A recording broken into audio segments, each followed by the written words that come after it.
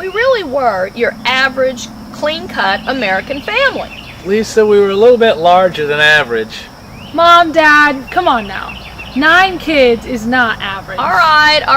I guess what I mean to say is that we were healthy and we were whole and we were busy protecting our kids. I think you're trying to say that we were striving to be a good model Christian family. Close-knit, fun-loving, even trying to help other families raise their kids. That's it.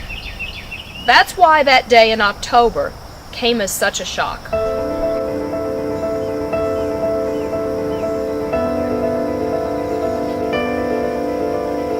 It all started one evening when I was sitting at my desk at the office, going through a big stack of bills, getting ready the next morning to take a group of people from my church and my whole family to a conference in another state.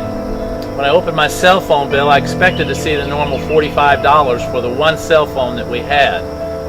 $800.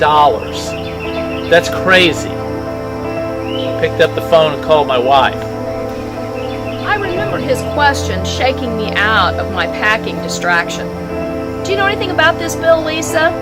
To which I said, of course not. It's your cell phone. So I went back to the kids, the newborn, the toddler, the packing, and just assumed that it was a billing error.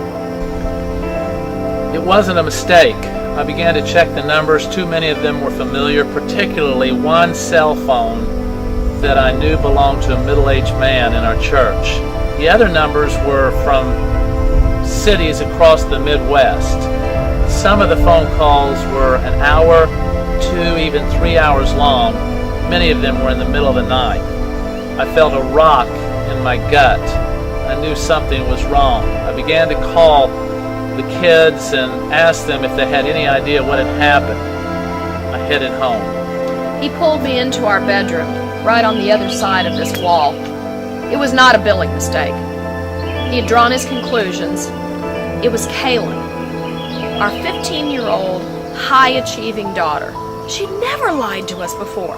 My mind could not conceive of such a thing. And so then she came into the room. She sat in the green chair at the end of our bed.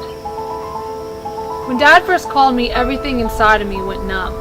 I'd been sneaking out for weeks to place these calls.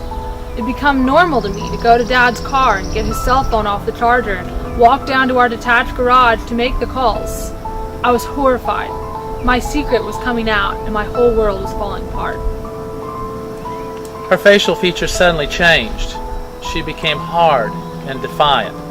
She began to say things that were difficult for our ears to comprehend. Yes, I called him.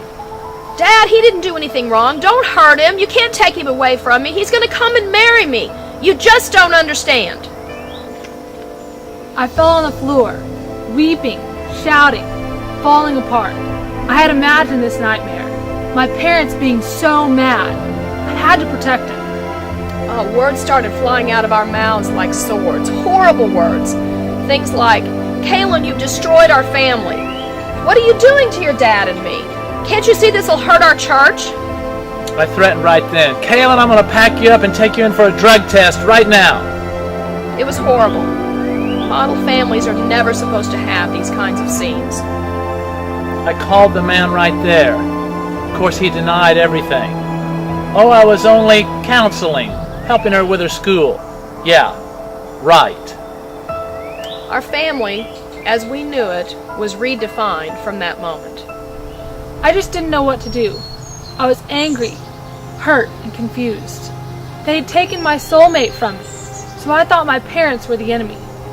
Depression, suicide, abuse, cutting, rebellion, eating disorder. I couldn't let anyone into my world of torment. I would have to cope the best I could. It became starkly clear that we had lost her. Something had come in and stolen her. She was impossible to live with. She turned away from God and from us. She began to wreak havoc on our entire family.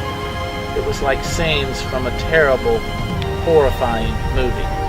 In a crazy way, we couldn't quite figure out what was wrong. We took her to counselors, and it was a very confusing scene. 15, sexual abuse. I just wanted my daughter back. But that couldn't happen. until we unmasked the predators that had come against our home.